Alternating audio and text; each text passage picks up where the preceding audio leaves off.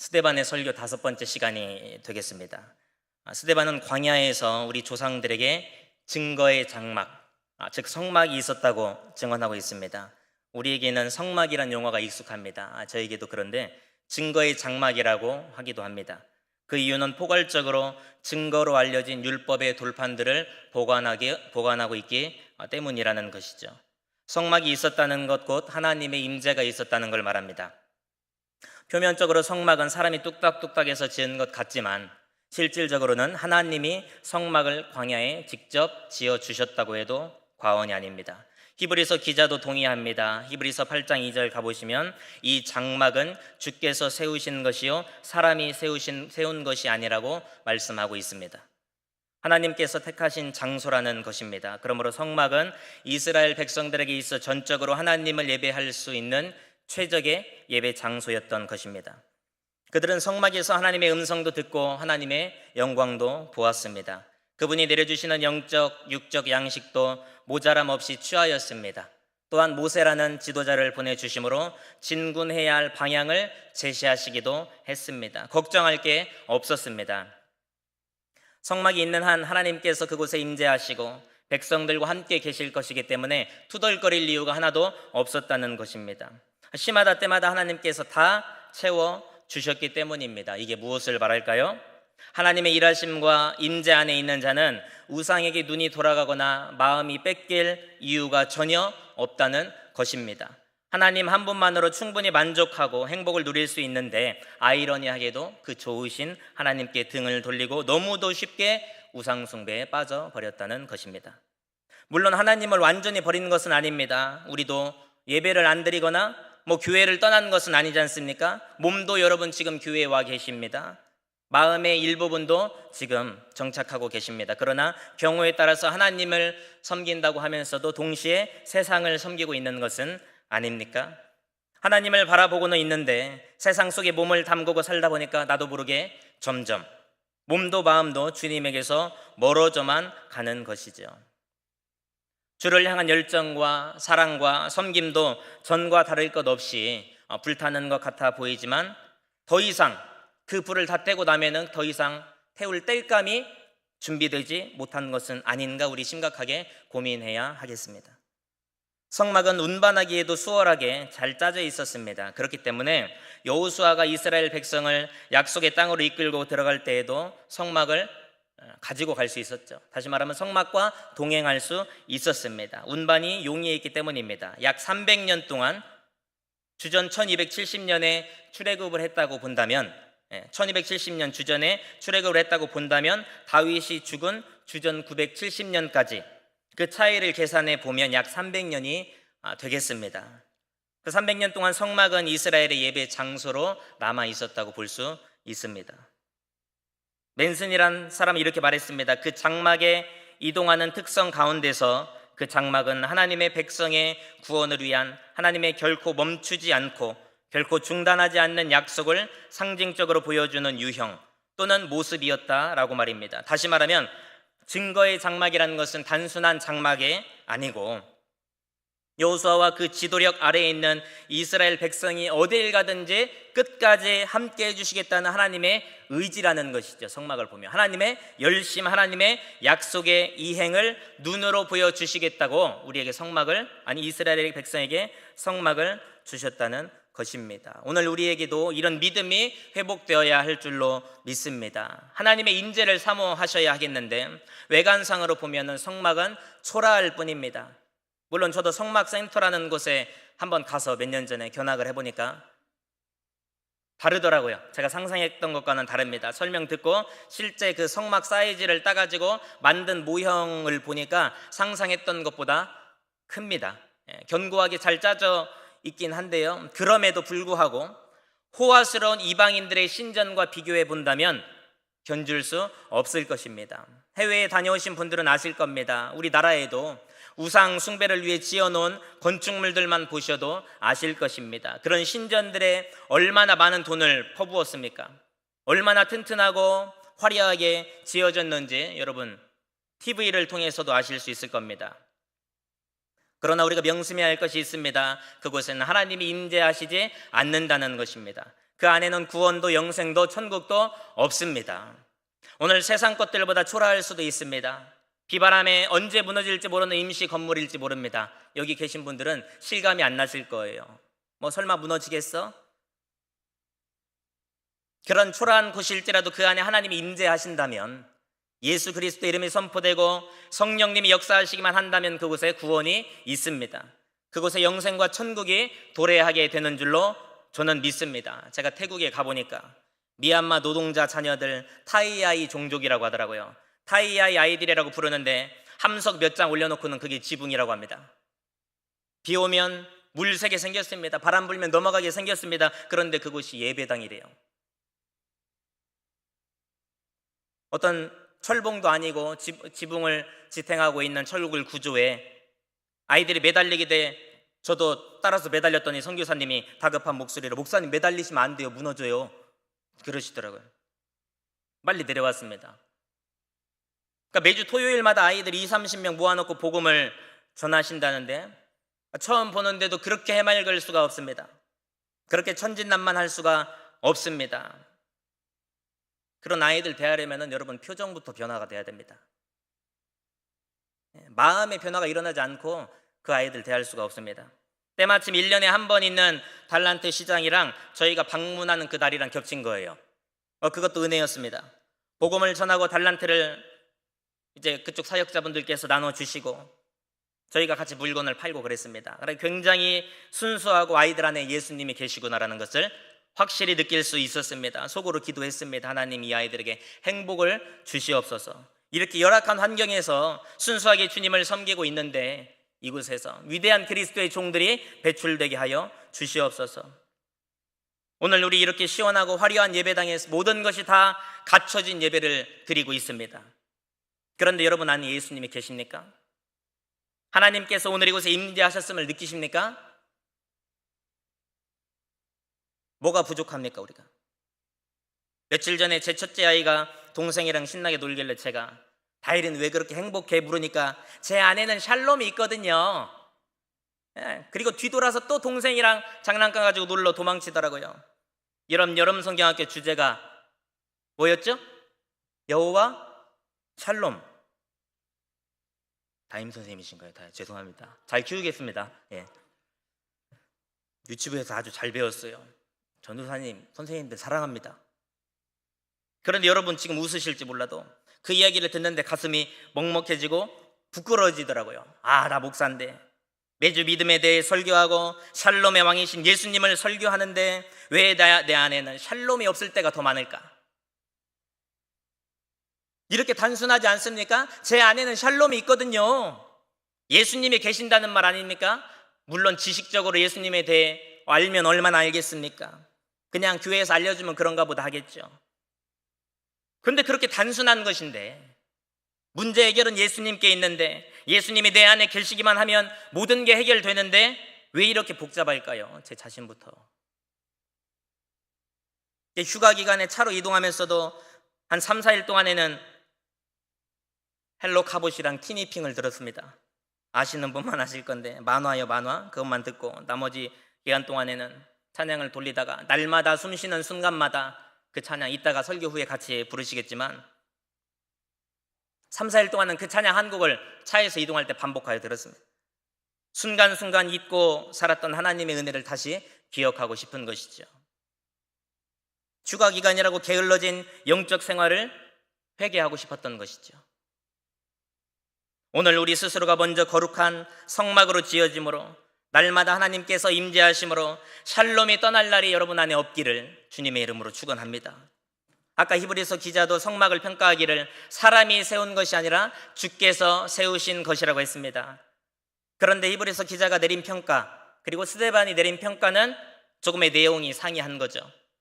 히브리서 기자는 광야 성막과 관련지어서 희생 제사와 그 의미에 대해 주목하고 있다면 스데반은 그 부분에 대해서는 언급하지 않고요. 이렇게 말합니다. 제가 의역하며 이스라엘 백성들 너희들 희생 제사 드렸지. 아주 열심히 특심으로 드렸지. 그런데 우상에게 드리는 것이 아니냐. 값비싼 제물들 우상의 제단에 올려놓고 그 앞에 엎드리지 않았냐고 지적하고 있습니다. 서슬퍼런 유대 당국자들을 바로 앞에 두고 스데반의 담대함을 보십시오. 너희 조상들이 그토록 성막과 성전을 소중히 여긴다고 말로는 그러했지만 실상은 소홀히 여기지 않았더냐. 오히려 성막 앞에 금송아지를 대놓고 만들어 놓고 섬기고 성전을 강도의 소굴로 만들지 않았느냐 하는 것입니다. 유대 당국자들은 스데반을 향하여서 너 여호와를 모독하지 마라, 너 모세 선지자를 모독하지 마라, 너 더 이상 성전을 모독하지 마라 말하고 있지만 스데반은 내가 성전을 모욕하는 것이 아니다, 너희 유대 지도자들이 성전의 가치와 품격을 떨어뜨리고 있다라고 소리를 높인 것입니다. 그런데 스데반의 주장이 맞았습니다. 결국 증거의 장막과 그 안에 있던 임재의 상징인 법궤를 경홀히 여겼기 때문에 그 결과 사사시대 말기에 접어들어 궤가 블레셋의 진영으로 넘어갔습니다. 빼앗기고 말았습니다. 그러다가 가까스로 되찾아오고 기럇 여아림 보관하고 있다가 다윗이 훗날의 왕위에 오를 때 세운 신전에 가까스로 그렇게 모시게 된 것입니다. 이 사건과 관련된 말씀이 시편 132편 2절에서 5절입니다. 제가 읽어드리겠습니다. 그가 여호와께 맹세하며 야곱의 전능자에게 서원하기를 내가 내 장막집에 들어가지 아니하며 내 침상에 오르지 아니하고 내 눈으로 잠들게 하지 아니하며 내 눈꺼풀로 졸게 하지 아니하기를, 여호와의 처소 예루살렘을 말하는 것이죠. 곧 야곱의 전능자의 성막, 그러니까 다윗이 시온의 궤를 위해 세운 장막, 그 신전을 발견하기까지 하리라 하였나이다 말씀하고 있습니다. 이처럼 다윗이 세운 신전은 불완전하고도 불안정한, 그러니까 간이 천막이죠. 천막, 간이 천막, 뭐 텐트라고 하면 될까요? 그 수준에 불과했습니다. 그러니까 날이 갈수록 마음이 불편해서 견딜 수가 없습니다. 다윗이 자신의 왕궁은 백향목으로 술을 놓았는데 그에 비해 하나님의 궤를 모신 장막은 자기 눈으로 봐도 양심에 거슬리거든요. 초라하기 짝이 없었던 것입니다. 그래서 무거운 속마음을 나단 선지자에게 털어놓습니다. 나단은 다윗 왕을 칭찬하고 궤를 모셔놓은 신전 건축에 긍정적인 반응을 처음에 보입니다. 왕이시여, 굉장히 귀한 생각이십니다. 그런데 시간이 지나 하나님의 마음을 깨닫게 됩니다. 그리고는 다윗에게 가서 말합니다. 왕께서 여호와의 궤를 위한 성전을 건축하는 것을 하나님이 원하지 않으십니다. 다 밝히지 않았지만 다윗이 속상하기도 했겠죠. 난 주님을 위해서 이렇게 해보려고 했는데, 당황스럽기도 했을 것입니다.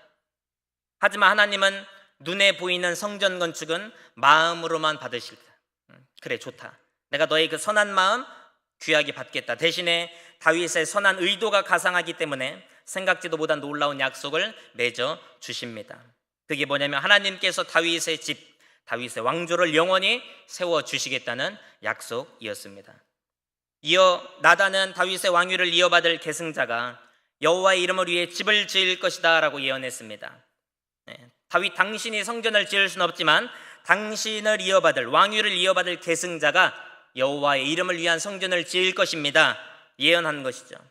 그런데 오늘 스데반은 솔로몬이 성전을 건축하지 않았습니까? 근데 솔로몬이 성전 건축한 걸 가지고 하나님이 말씀하신 약속의 성취라 이렇게 확정짓지는 않았습니다.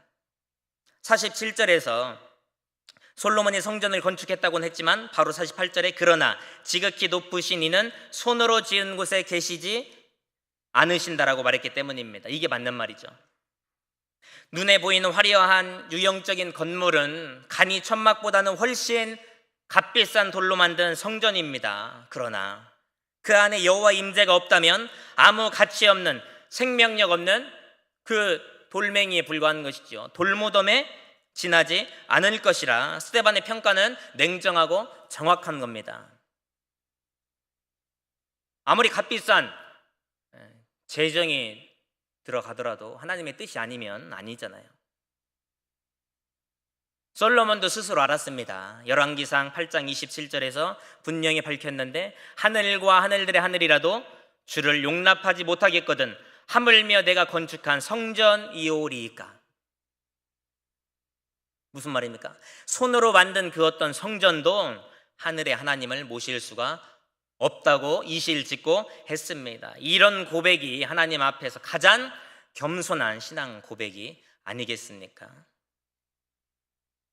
실제로 초기 기독교인들은 다윗의 아들이 다윗의 왕조를 영원히 세울 거라는 약속을 솔로몬이 성전을 지은 것과 연관시키지 않았답니다. 그러니까 초기 기독교인들은 다윗의 아들이 솔로몬이 성전을 지은 것으로 다윗의 왕조가 영원히 세워질 것이다. 그 성전 하나 짓는 것으로 영원한 왕조가 세워질 것이라 그렇게 생각하지 않았다는 것이죠. 오히려 그들은 명백했습니다. 그리스도 안에서 다윗의 왕조가 성취될 것이라고 보았습니다.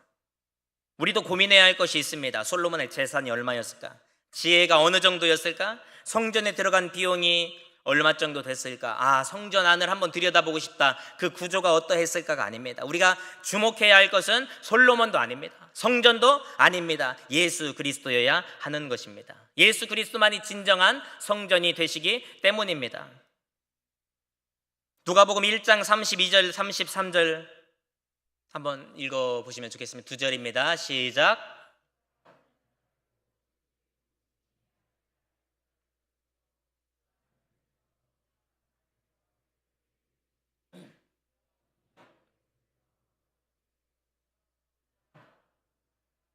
아멘.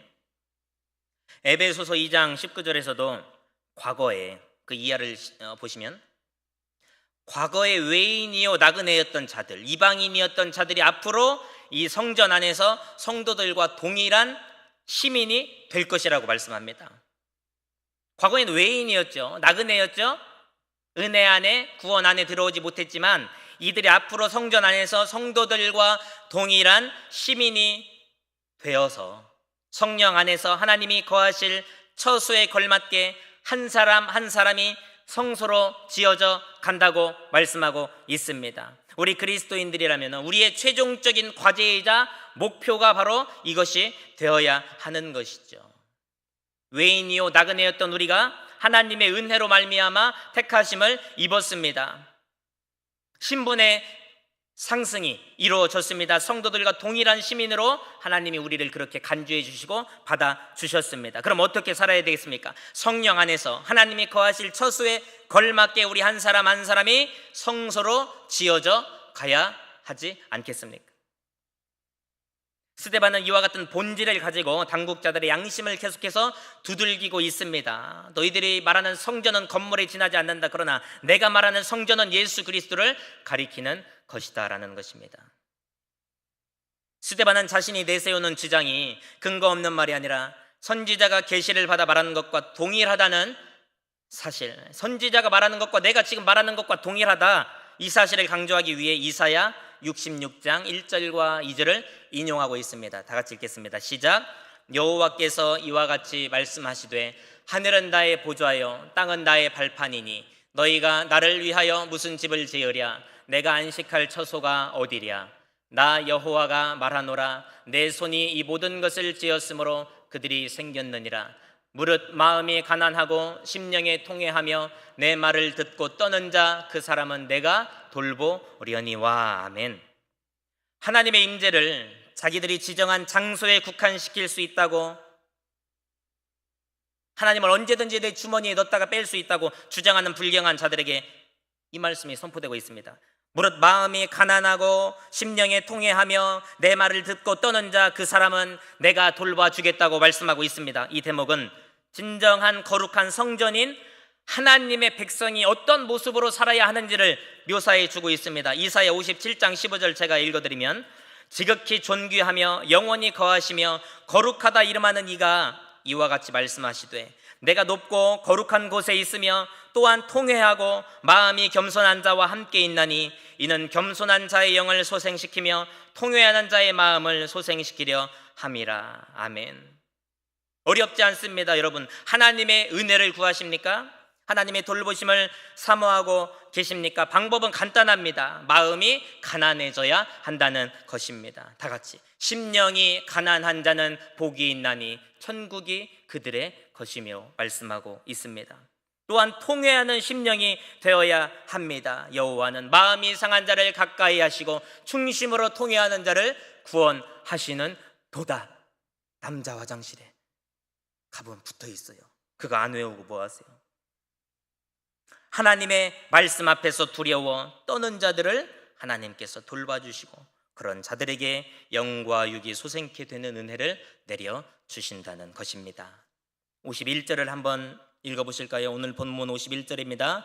시작. 마음과 귀의 할례를 받지 못한 사람들아 너희도 너희 조상과 같이 항상 성령을 거스르는도다. 아멘. 스데반이 조상들과 선지자들과 일관된 내용을 선포했죠. 스데반은 일관되게 선지자들, 믿음의 조상들이 선포한 바를 계속해서 선포했습니다. 이와 반대로 이스라엘과 유대 당국자들도 일관된 반응을 보였는데 그게 뭐냐면 하나님의 말씀과 보내신 선지자들의 메시지에 늘 어떤 모습을 보였을까요? 반항적인 모습을, 거부하는 모습을 보여왔다는 것입니다. 여기서 목이 곧다라는 말은 완고하다는 거죠. 출애굽기 33장 5절을 보시면 이미 출애굽기에서 말씀하셨습니다. 교만하여 불순종하는 사람들을 일컫는 대명사로 뭐라고 말씀하셨습니까? 목이 곧은 백성이라 말씀하셨습니다. 하나님께서 보내신 요셉을 7장 우리 지난번에 기억 안 나셔야 정상이에요. 하나님께서 보내신 누구죠? 애굽의 총리로 나중에 세워주신 요셉을 그렇게 보내주셨음에도 애굽에 팔아 버렸습니다. 민족의 지도자 모세도 그냥 밀어서 넘어뜨려 버렸습니다. 성막 앞에 대놓고 금송아지를 만들어 놓고 절하고 지금 또 앞에 스데반을 또 죽이려 하고 있는 것이죠. 또한 마음과 귀의 할례를 받지 못한 사람들 51절 보시면 육체의 할례는 그 누구보다 민감할 정도로 앞다투어 행했습니다. 그러나 그들의 영적 상태는 전혀 할례받지 못한 이방인을 방불케 했다는 것입니다. 말씀이 들려도 반응하지 않았고 더 압권이 뭐냐면 진정한 속량자 되신 예수 그리스도 받아들이지 않았다라는 것입니다. 그 다음이 뭐죠? 너희 조상과 같이 항상 성령을 거스르는도다. 여기서 핵심은 항상이에요. 제가 본 핵심은 항상. 모세 때와 이사야 때와 그 수백 년 지난 지금 현재 이스라엘 백성의 행동이 하나도 다르지 않고 똑같다는 것입니다. 이 씁쓸한 평가 앞에서 오늘 나는 어떤가? 오늘 나는 어떤가? 우리의 신앙 상태, 우리의 부모님이 믿음에 실패했다면 나는 바로 서 있어야지. 우리 자녀라도 바로 세워야지. 52절 보시면 이거죠. 예컨대 이사야는 므낫세 통치 시절에 톱에 잘려 순교했다고 그렇게 전해집니다. 그리고 예레미야는 그를 애굽으로 강제로 끌고 간 사람들이 던진 돌에 맞아가지고 순교했다고 전해지고 있습니다. 그럼에도 여전히 딴소리를 하고 있습니다. 마태복음 23장 30절에는 뻔뻔하게 짝이 없는데 만일 우리가 조상 때 있었더라면 우리는 그들이 선지자의 피를 흘리는데 참여하지 아니하였으리라 말하고 있습니다. 이게 무슨 말입니까? 우리 할아버지 할머니 조상들이 선지자를 박해하고 죽이고 하나님의 말씀에 반역했는데 내가 그 시대에 살았다면 난 그렇게 아니요. 그런 말씀 많이 하시죠. 나 같으면 안 그려. 근데 하는 집 보면 그려. 앞에서는 선지자들의 경의를 표합니다. 기념 비석을 세워놓고 그 앞에서 손수건으로 눈물을 닦습니다. 뒤 돌자마자 선지자들을 어떻게 걸고 넘어지고 반대하고 죽일지 음모를 꾸밉니다. 교회 일도 우리는 조심해야 됩니다. 저는 팍팍 날아가는 사람 봤습니다. 반대하고 하나님의 일에 걸고 넘어지는 사람들 오래 못 갑니다. 천사가 아무리 외쳐도 소용없습니다. 천사와 선지자가 그토록 설파한 실체인 메시아가 눈앞에 오셨음에도 불구하고 그들은 마치 조상들이 실수했다면 나는 그러지 말아야지 했는데 그들은 조상들이 미처 못 채운 불순종, 반역의 분량이 있었는가 봐요. 그 반역을 내가 더 채워야지, 그 불순종을 내가 더 마저 채워야지 라고 하는 것처럼 의인을 하나님이 보내신 그리스도를 살인하고 말았습니다. 입만 열면 율법, 입만 열면 율법하는 자들이었지만 하나님의 의로우신 종 예수를 거부하는 것으로 이미 그들은 율법을 지키는 일에 실패했다는 것을 우리는 오늘 잊어서는 안 될 것입니다. 말씀을 맺도록 하겠습니다. 스데반 설교의 핵심, 스데반은 설교를 잘했는데 저는 중구난방입니다. 한마디로 요약하자면 회개하고 예수 그리스도를 믿으라는 것 아니겠습니까? 부디 형식적인 기독교인의 가면을, 저도 마찬가지입니다, 이제 모두 벗어야 됩니다. 그런 모든 가면을 벗어 던지시고 하나님의 말씀에 반기를 드는 은밀한 나의 고집들이 있다면 오늘 다 뽑아내야 되는 것입니다. 모든 추악한 행태를 저부터서 멈출 수 있기를 바랍니다. 그저 가난한 마음으로 통회하는 심령으로 내 자신이 거룩한 성막이 돼야 되는 것 아니겠습니까? 그래야 영원히 하나님만을 모시고 하나님만이 주시는 것으로만, 아멘, 감사합니다, 충분합니다, 충만합니다, 흘러 넘칩니다, 하나님이 주시는 것으로만 호흡하며 살아가시는 신실한 주님의 종들이 되시기를 주님의 이름으로 축원합니다. 아멘. 우리 찬양하겠습니다.